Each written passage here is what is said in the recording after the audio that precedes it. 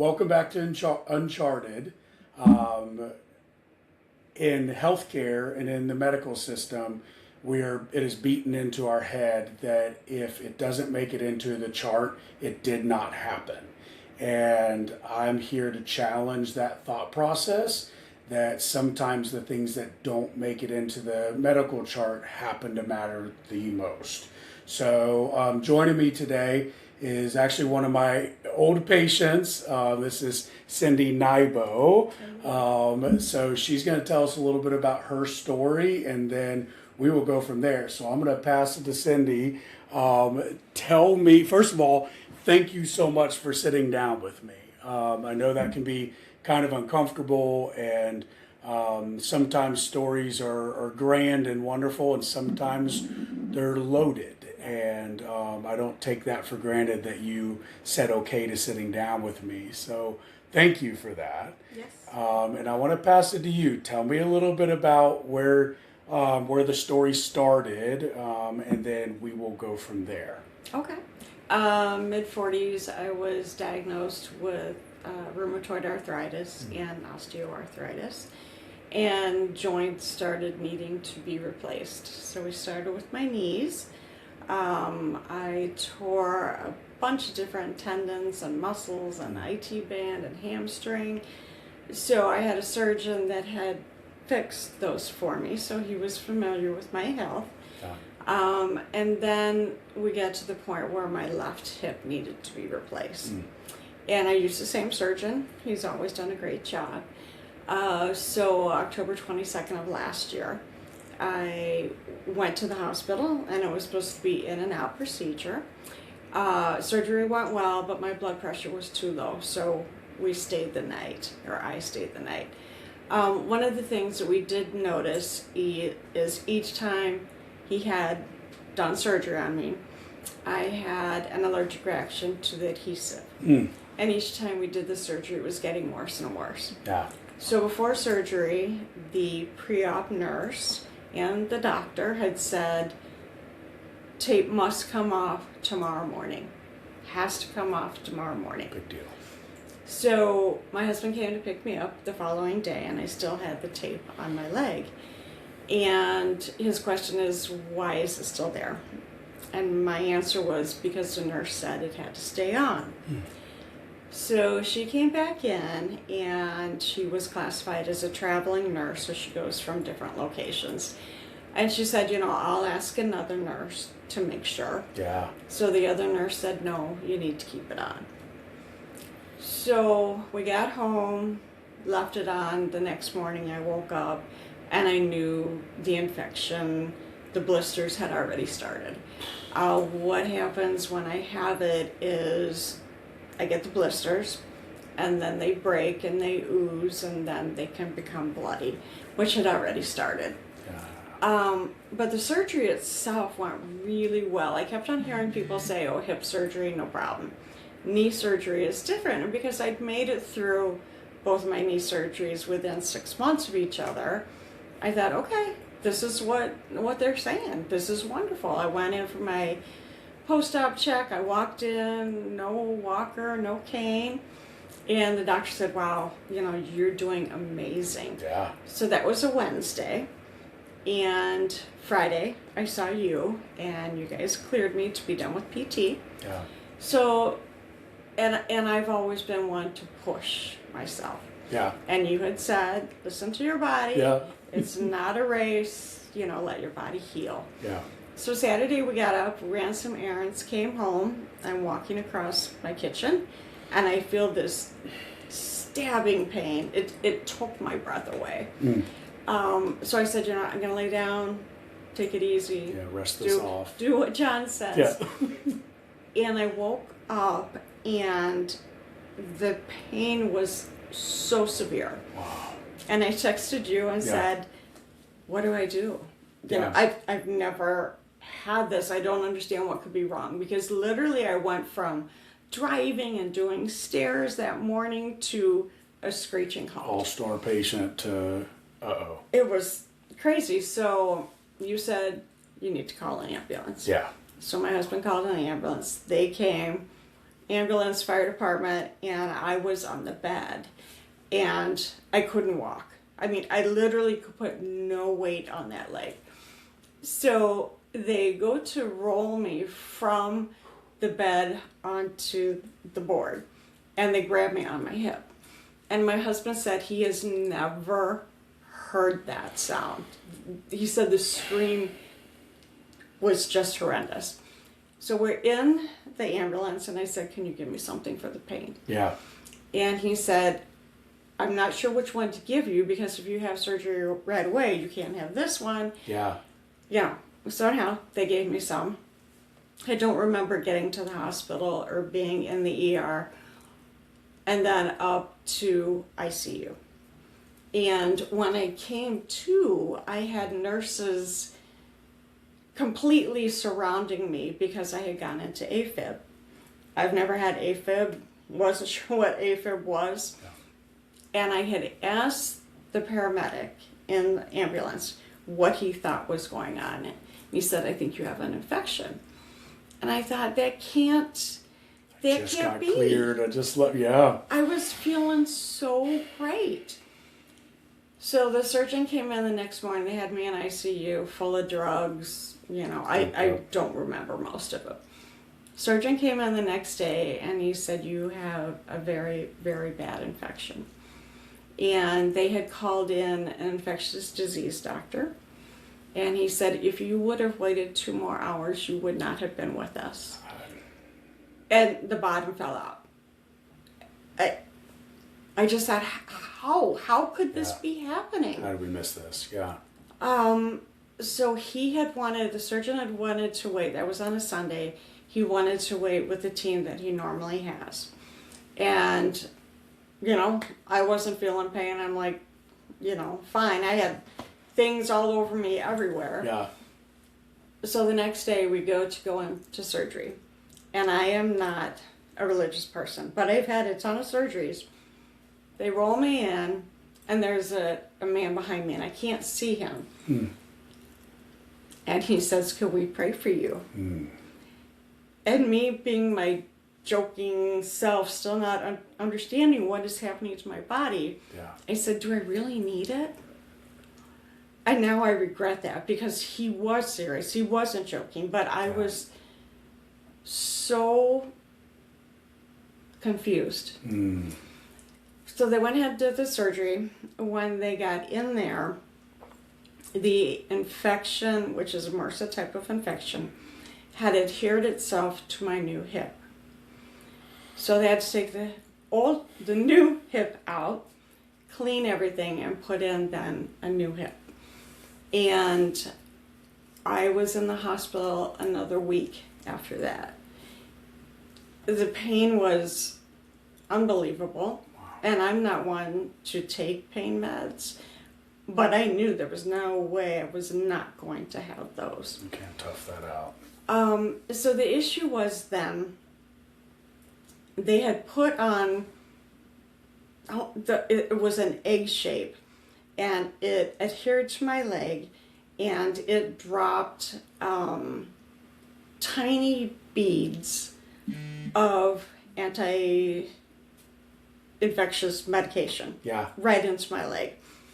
And so when we left the hospital, we had little tape, little gauze, and we got home, and they said, you know, you need to keep this clean. We get home, and I said to my husband, how do we cover it? Yeah.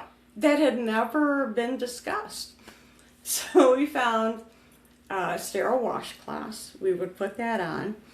We would wrap ace bandage around it and then put cloth over it. Yeah. And that was on a Friday when I was released. And the medication, I had to have a pick put in, which I'd never had, was coming from Alabama.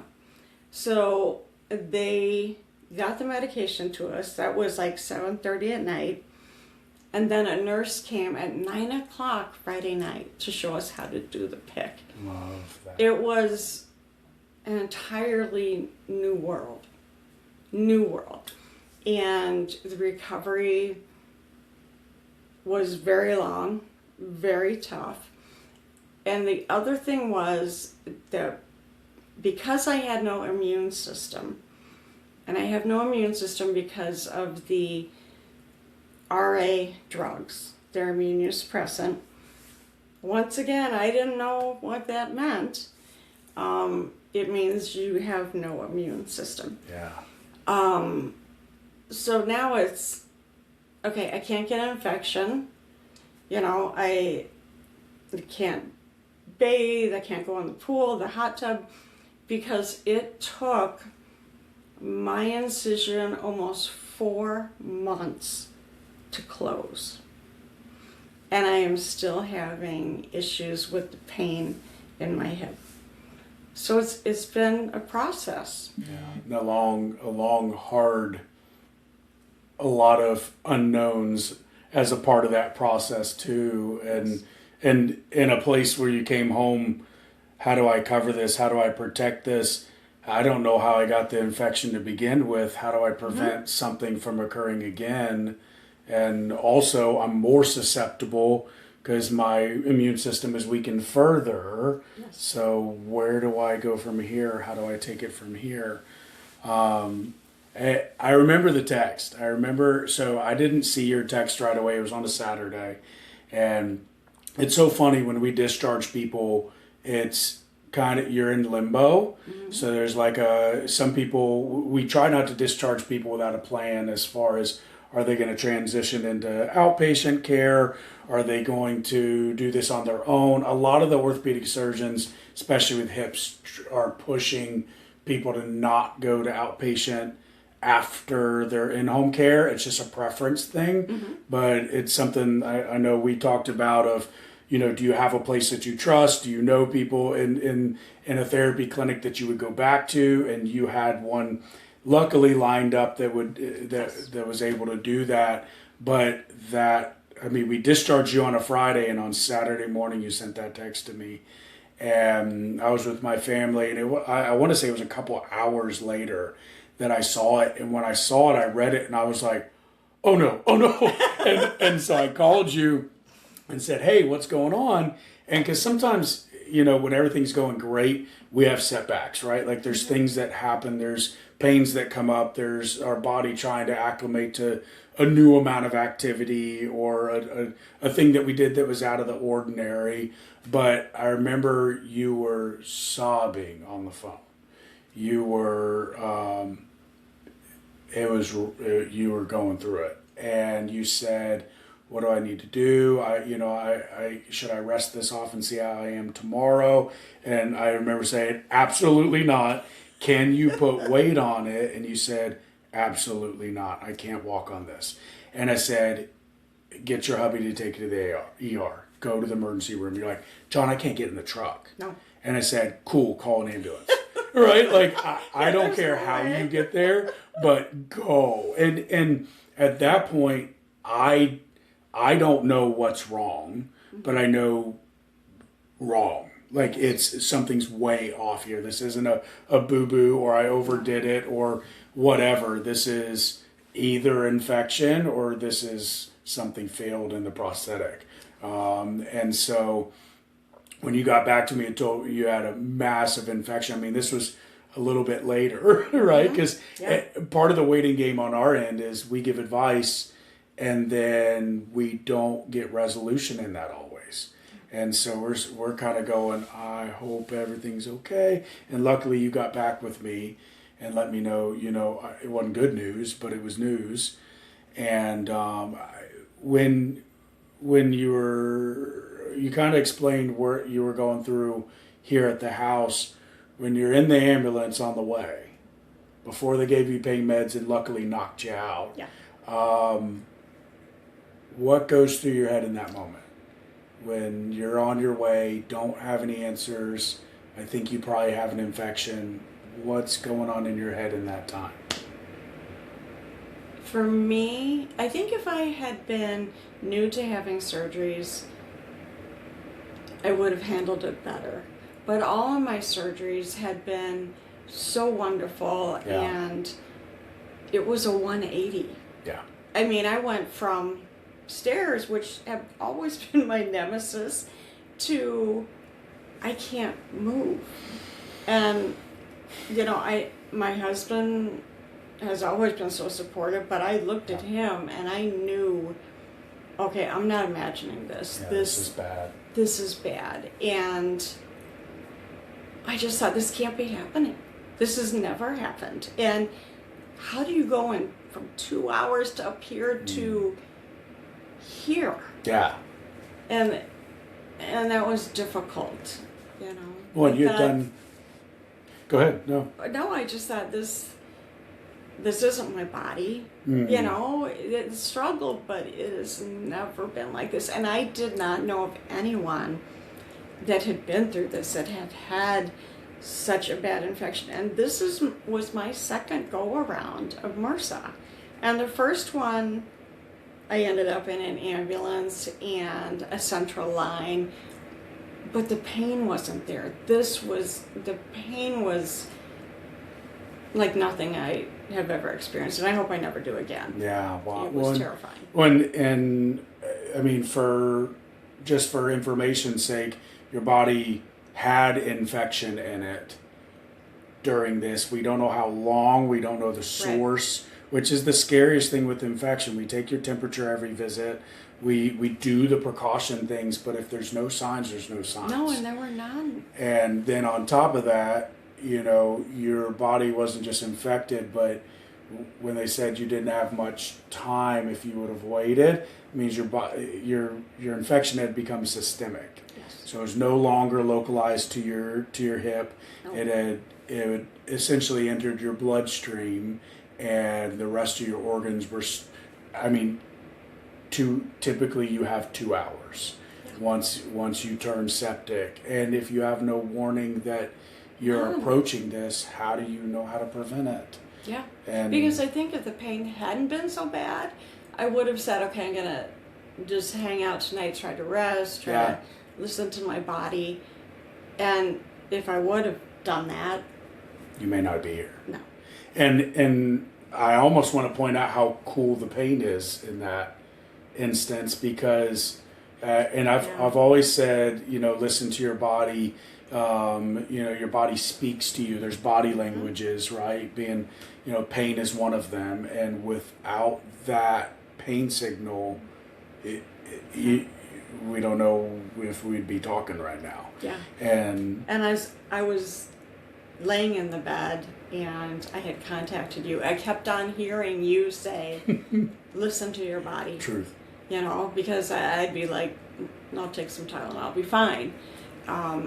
So thank God that pain was there. Yeah, and how scary is it too, just, you texting me the time frame of me getting back to you. I've discussed recently, especially when we've discharged you, we're not the advice givers at that point because you're not under care, but who do you reach out to and wait for a response from?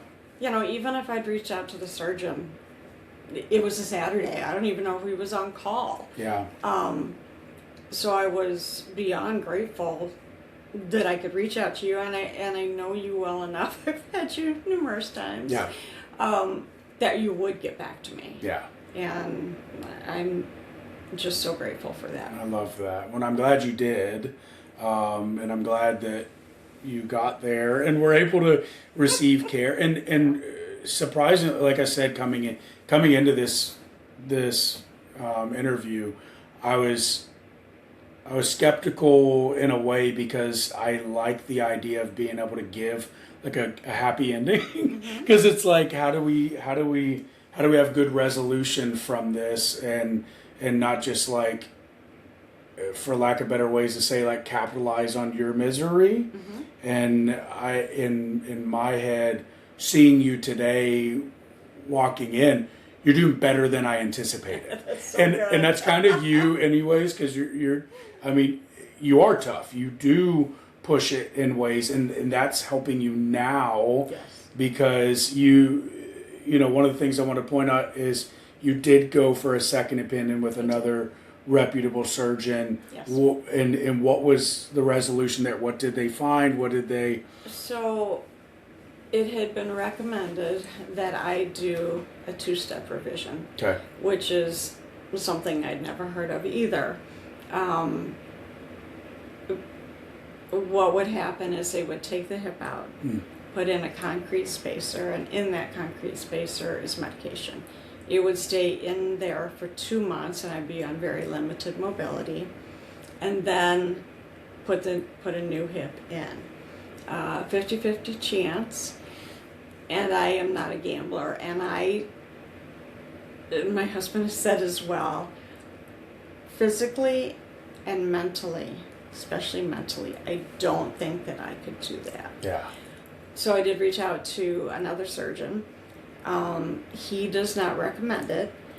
I have been doing PT, outpatient PT, but the pain was so bad they pulled me from it, which is nothing I do. I mean, I go in and, I see people there not working, and I thought, why are you even here? Yeah. You're not going to put in that effort, and it drives me nuts. So when they had to pull me, I was upset. Yeah. But we had to give it more time to heal. We're trying to break up the scar tissue that's in there, because between tendons and muscles and IT band, I have had 6 surgeries in this left hip area. So it feels like a steel cord in my hip. I mean, you literally can feel it does not move. So we started back at PT this past week, but we're just having to take it slow. Yeah, and honestly, the push it is warranted in some cases. I guess it's not how I treat. It's just something I've developed over the years. Is I see the benefit of embracing the listen to your body idea, and it's not letting symptoms run the show, but letting the symptoms be part of the navigation system. Yeah. Where if our symptoms are, especially early post-op with home health is what I deal with, and the idea that we need to go walk a mile right now is completely false. What we need to do in the first couple of weeks is reduce that pain level and the symptoms so that progress can occur. And at this stage of where you're at, the push it factor has been warranted, because it's like, okay, we're outside of that immediate post-op, we're healed in the bone itself, we can get away with that some. Your body's fighting back because like you said, the scar tissue formation and how many procedures you've had has to contribute to all that, but you're having to dance with it, and that requires attention. That's something I know. The clinic that you're going to, and I was I told you that I did clinicals at that specific clinic, and I like the vibe of that clinic, and the person that leads it's phenomenal, and it's good that you have a prior relationship going into there, because they were able to know you, not just see somebody coming out of a situation and going, oh, this person's being a baby with their pain levels. They know if you're complaining of your pain levels, there's a lot of warrant to that, and we don't always have that opportunity to know you prior. So I know that's lucky. It has to be factoring into that as well. When you went in for your second opinion and they did X-rays, did they find anything structural? They were concerned that the ball might be behind the pelvic bone. Okay. So we did a CAT scan, and everything is lined up. The other question was, every time you go into surgery again, the ball opening needs to be cut larger and larger. Yeah. And so they were concerned about that, but everything is good. I struggled after the surgery. Got rid of the walker, had a cane, but I kept on falling, and I took some nasty spills. And once again, this is nothing that I'm used to. No. And it was aggravating, and I said, this is just not me. So getting used to a whole new set of circumstances. Yeah. has been interesting. And to relearn your body in post this situation. Mm-hmm. I think that's a kind of interesting thought process I've had on this is like most of my patients are trying very hard to get back to who they were prior to having surgery. Yeah. And I've been very blunt with some and said that person doesn't exist anymore. And also with others, remnants of who that was still exists, but you got to rediscover who you are now. Yes. And what your life looks like now. And even saying that through this entire process, specifically with this hip and the infection and the aftercare, are there any things that used to be yours that you used to do that you looked forward to doing that you either had to pass off to your husband to handle or that you've had to give up entirely? Stairs. They have always been my nemesis, no matter what tendon or muscle I was having worked on. It's not your arm, it's not, your shoulder, it's the hip. So trying to figure out how to make it up and down stairs safely. We have a truck, so it's a step up. And, I think of myself as younger than I am. And having arthritis and all of these surgeries, it's a different lifestyle. Yeah. Biking is more difficult. And it's been discouraging. Yeah. I don't feel 61, but a lot of my body does feel 61, and that's aggravating. Yeah. Do you, hobby-wise? I mean, funny enough, we're in your home right now. We're on your second floor. Mm-hmm. Are there any bedrooms downstairs or is everything upstairs here? The main things that I need are on the first floor. So that's wonderful. Yeah. After surgery for the first 2 weeks, just getting into bed was difficult. And in the past, people have recommended the raised toilet. And in my mind, I was always like, yeah, no, I'm not old. Yeah. I don't need a raised I toilet. don't need all that. This time, I didn't do it on the first hip replacement, but you're grabbing onto the wall or you're grabbing onto the sink to lower yourself, and then to get up is even more difficult. And so as we were preparing to leave the hospital after the second go around, I told my husband I need to get a raised toilet seat, which you have no idea how difficult that was to say. To admit, yeah. And then the one that we got can also go in the shower.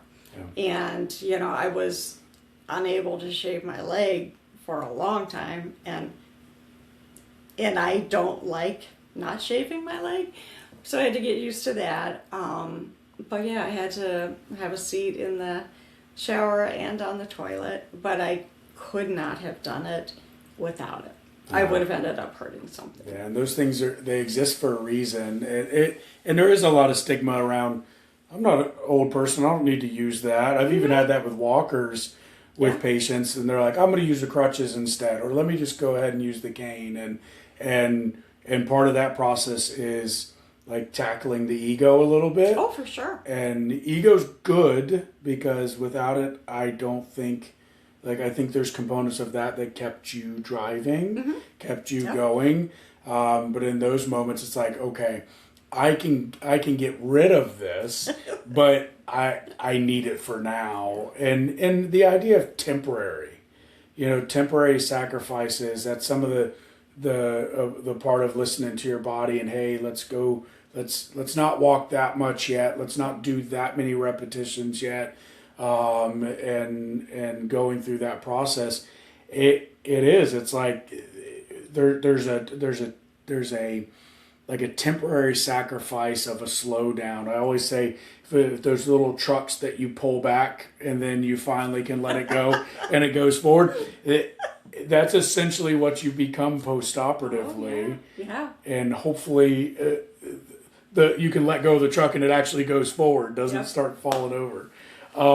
I also wanted to ask about, your original surgeon with your hip and then choosing to have the second opinion, which I'm all for. I'm all for if you don't feel like this is the direction you need to go in. Our job as clinicians, and especially in surgeons' shoes, to provide options. Is to provide, this is what we can do, this is what we can do. And whether it's 2 or 6 options, it's your decision of what trail you want to go down. Yes. And if you only are given one option, I need to weigh my other options. And I want to kind of ask you, with going from the original surgeon and getting the second opinion and that being so different, and the advice given, how do you navigate, okay, so which way do I go? And I almost wish we could put both those surgeons in a room and sit down and go, hey, you both are fantastic, surgeons and very highly,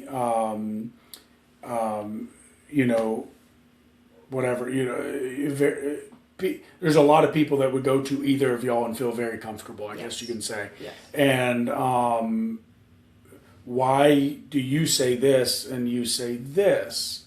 And what goes into that. So what did you go through as far as that, getting the second opinion, and what do I do?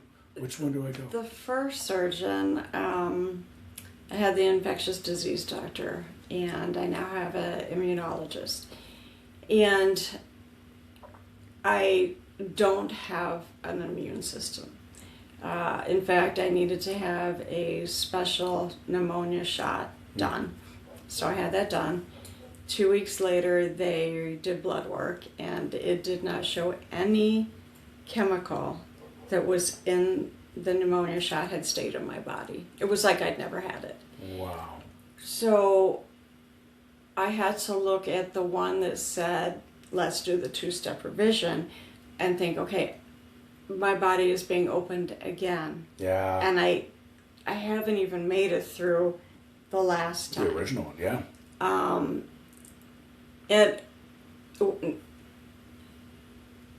So now, with having that diagnosis of no immune system, I'm now having to have specialty fusions done, and they expect it will last for 3 years. Wow. And that's they had taken me off of the RA medication, and now I'm on a very old style medication that does not compromise the immune system, but now my arthritis is bad because it's not getting that medicine. So then you're not only dealing with the hip, you're dealing with, okay, can my body even stand to be opened again, so then you're juggling all these balls. And the one surgeon thought, even though my blood work and a fluid testing that was taken out from the hip showed no infection, he felt that there was still infection in the hip. Wow. And that's why he wants to do the 2-step. The other surgeon had looked at all of the testing that I showed where there is not an infection and said, we don't open you up again. Right now you have nothing to fight that. So we literally cannot do that. So let's go back to PT, let's do this or that. And so I'm erring on the side of caution to make that work rather than having more surgery, because I don't think my body and my brain can take it. Yeah, and leading from the perspective of the immune system and kind of zooming out, not just what's the normal thing to do here, but gaining perspective on your immune system, your complications, and going, hey, like, can, we could do this surgery, but can she tolerate that right now? Right. Is this something that should happen?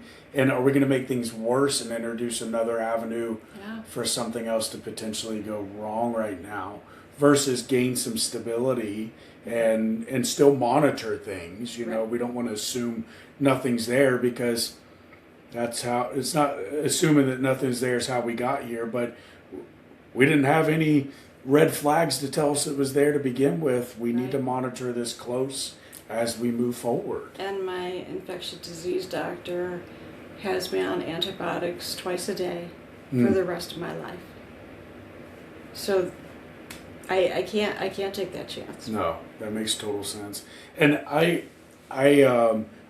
sent you a couple questions preemptively, and the one I think that you were struggling on was, how do we better, if we're in here and we're monitoring and doing these things, and not just us at this level, but the whole process, how do we, when we have a plan, things are going really well, and then boom, the hitch gets thrown in the system, how do we bridge that gap? How do we better prepare people for when plan turns to unpredictable? It is difficult. I don't know what the correct answer would be. Yeah. I was just so grateful to have you and to have your knowledge and to had you work with me before. And then my out-of-house PT, had been going to her for years. Yeah. And I was extremely grateful for the specialist that I met at the hospital. Not that I ever wanted a cardiologist or infectious disease or an immunologist. But they all answered my question. Yeah. They made me feel like there wasn't a dumb question to ask, which sometimes, you think, oh God, that sounds so dumb. Am I going to ask that? Yeah. But I don't have a degree in whatever you have. Yeah. And so I appreciated them taking the time and not making you feel like, wow, that's a stupid question. I love that. And it's kind of funny you say that, like, when you think about asking a question or not asking a question based on if that person's going to think I'm dumb or that's an obvious answer, we can do the same thing on the other end of it, where we don't educate something that we think for sure somebody's taught you, or somebody's given you something that had that information in it and already covered that. And a lot of times that's what I come into contact with, and that's why I told you before we started this, I talk a lot. The reason that I just word vomit sometimes is because I don't want to miss things. I don't want to, not explain to you this hip replacement versus this hip replacement. I don't want to, this is why these precautions are placed. This is why your weight bearing is what it is, or why we use certain devices. I word vomit through that because the last thing I want is you to assume you shouldn't ask a question, and me to assume that I don't have to give you information unless you ask that. Right. And if we go into conversation about things, questions come up. Yeah. And when that happens, it kind of gets into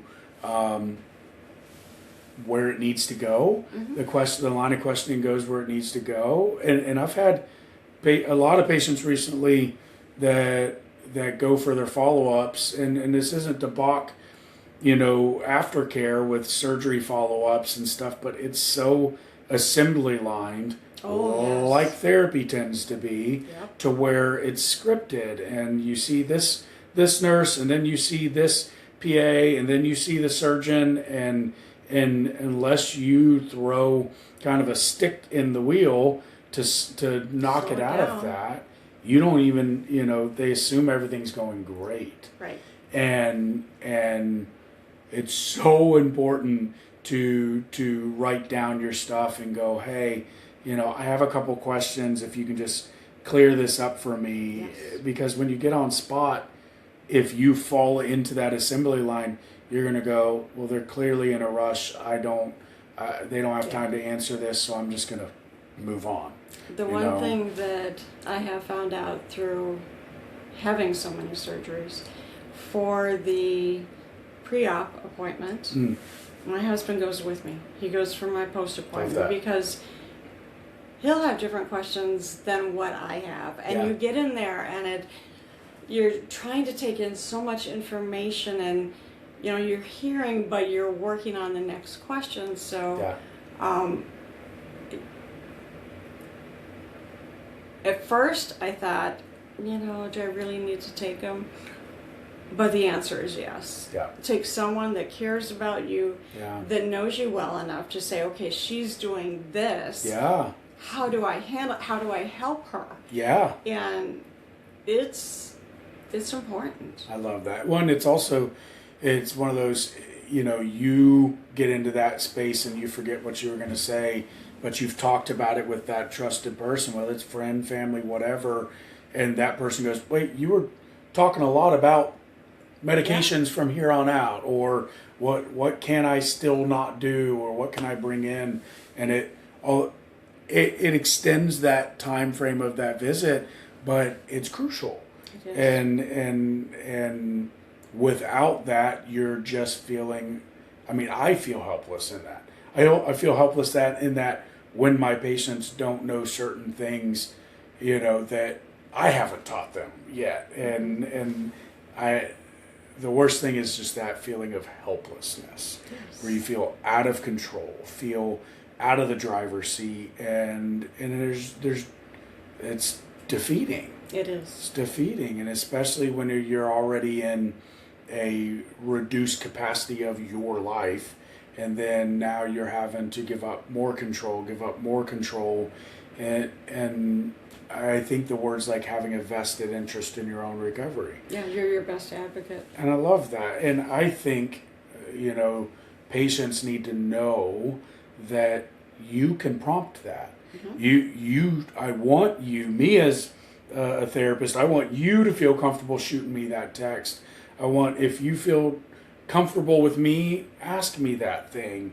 Go to that, weird place with questioning. Yeah. I'll go there with you because I want you to feel comfortable moving forward. And I even said this yesterday to a patient, that my goal when I come into work with you is to always leave. Right? Whether my voice haunts you, which you're welcome for that. If my voice haunts you or not, it's, I want you to feel like you're putting yourself back in the driver's seat. And if you can't do that by yourself, I personally want to do that with my patients, where I go, hey, I'm literally taking the stuff that it was put in here for a reason and passing that, because what would be the purpose of me having that knowledge if I can't give that? Sure. Yeah. And then the things that happen from that is you do have a little bit more confidence in something's off. Something's weird. And then exploring that, not thinking that you're a burden to the system, to seek that out further, or to go ask for help, or go to the ER, go in an ambulance. Right. I wanted to ask a question. So kind of the whole premise of this podcast being uncharted is the things that the chart does capture, like vital signs and pain levels and that type of stuff. When things go downhill fast, how did you have to redefine what a good day looked like in your recovery? It was so discouraging. I sleep with a pillow in between my knees, and so it's a full-size body pillow. But the first week that I was home, I could not even lift my leg to get the body pillow in. And I remember crying because I thought, this is a basic move. Yeah. And I couldn't do it. My husband literally had to lift my leg up, put the pillow in there. And it's so difficult to express the shock from a fabulous surgery. I was doing so well to I can't do anything by myself. You know, my husband is helping me get down on the toilet. It's just, I mean, even at that point, personal hygiene, and I know that sounds weird. No. But it's very different for a woman to go to the bathroom. Truth. And just to be able to do that without passing out because the pain is so bad, it's difficult, and it was such a shock. Yeah. I just was, and I don't know how you would prepare yourself anyhow, but I was definitely not prepared. Yeah. When like you talk about like simple things, right? Mm-hmm. Things we take for granted, like going to the restroom or taking care of our hygiene or getting into bed. If I sleep with a pillow, I can't even place this. As you recover, those little insignificant things become monumental in your recovery, and seeing those as the win that they are, I think is vital, because what are you holding on to? What are you seeing as progress? And we coming in, we can see it. I can see progression, and how smooth something looks, or how you didn't need a hand for that, or you didn't hold your breath to do that, or whatever it may be, all the things we don't think about until they're difficult. But those little wins turn into boosters in your recovery. Yes. And without them, it can be dark. Yeah. It can be very dark. Even that, I come into houses sometimes and I see the lights off and I see the blinds closed, and I go, this person's isolating themselves. Yeah. They don't feel like the outside world would recognize them right now, and they're hiding. And then I see blinds start to open, and I see a light on, or I see the coffee cup out, or I see where they've, or I'll see everything grouped around them next to a recliner, versus now their whole station isn't set up there. They're getting up to go get those things again.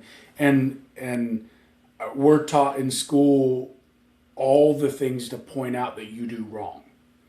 And and I think it's a fault in the system where we need to know the deficits that you have.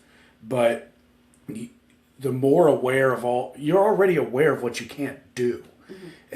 And I think part of a change that I like trying to embrace, and I think is so important to embrace this, is pointing out you're really going up like today.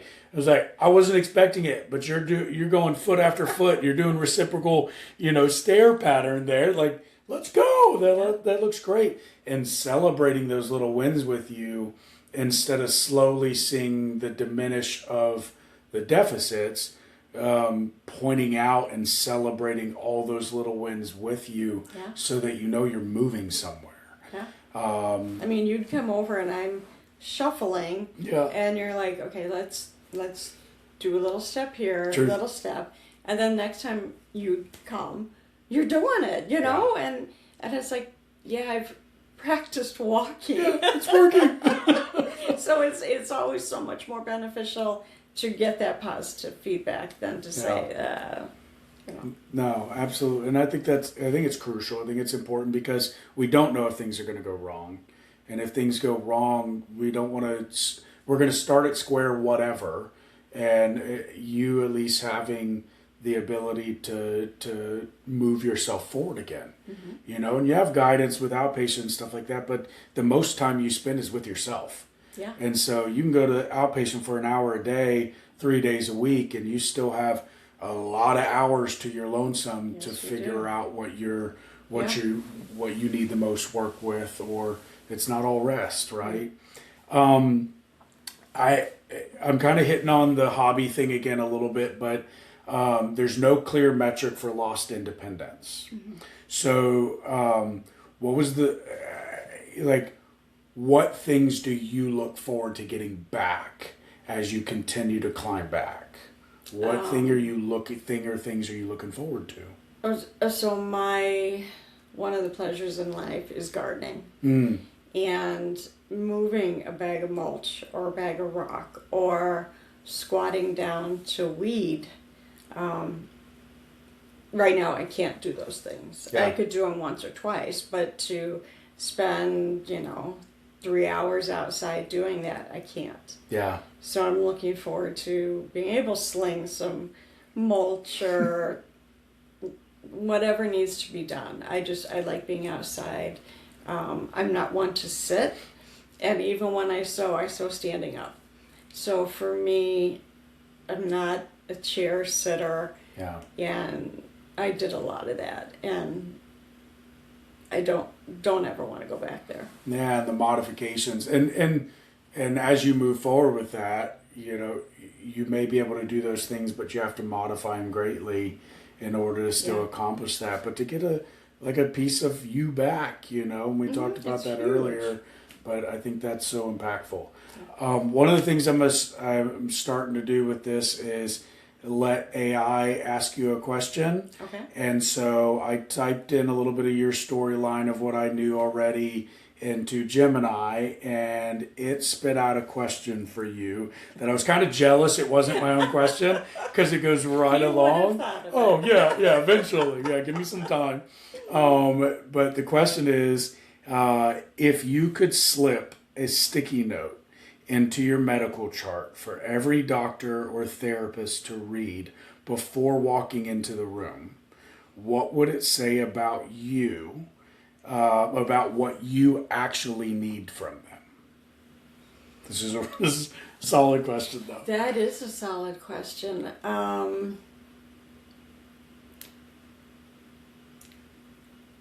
I would say, and I know you found this out, that I am not a quitter. Yeah.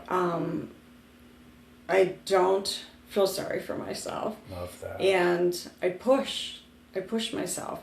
And, you've told me several times, you got to slow down. Too much? Yeah. So I would think that, like how I said when I go to PT, I saw this guy just standing there texting, and he was supposed to be working. Yeah. And I thought, first off, your insurance is probably paying for this, so, is this what we want everyone to be doing? Yeah. So they need to know that if they tell me, you've got to do 20 squats or whatever, I'm going to do it. Yeah.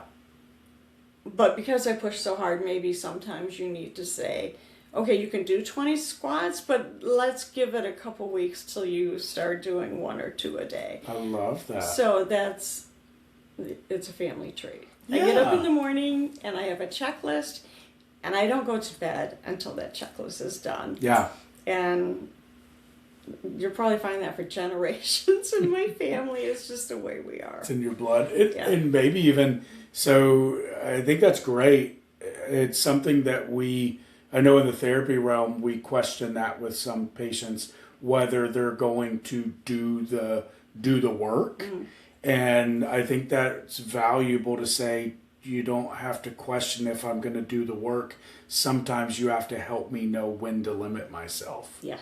And so just perspective and thought process and concept wise, help me understand when to push like I'm going to, or when to take the foot off the pedal a little. Yeah. I love that. And it's so beneficial to have an understanding of you, and I don't think everybody gets that. Everybody delves into that to make it personal. I know it's been personal with me watching you, your struggle, and also look at you now. You're still pushing, you're still going after it. Your story's not over. No. This isn't a failure story, it's a relatable one. And I think I want to give you a chance, if somebody's watching that is struggling, that is having setbacks, that's not going 60 miles per hour like they thought they were going to, what's a piece of advice that you would give directly to them as they go through their struggle? You have the good days and the bad days, and when you go to bed, it's always easier to get depressed at night. Mm. And I understand that for some people, it's hard. Yeah. You know, I believe we never had any serious injuries or illness in my family. So for me, it was just such a complete shock. But there's hope. You know, don't give up on yourself. You can have days where you're hurting and you have to take the pain med and you don't want to take it. But give yourself a break. Yeah. You know, you've got to be forgiving on some days and driven on others. But if you beat yourself up, you're going to set yourself so far back. Yeah. I love that. I think that's so important. It's powerful. And again, I want to thank you. I could talk to you for another 2 hours. I really can.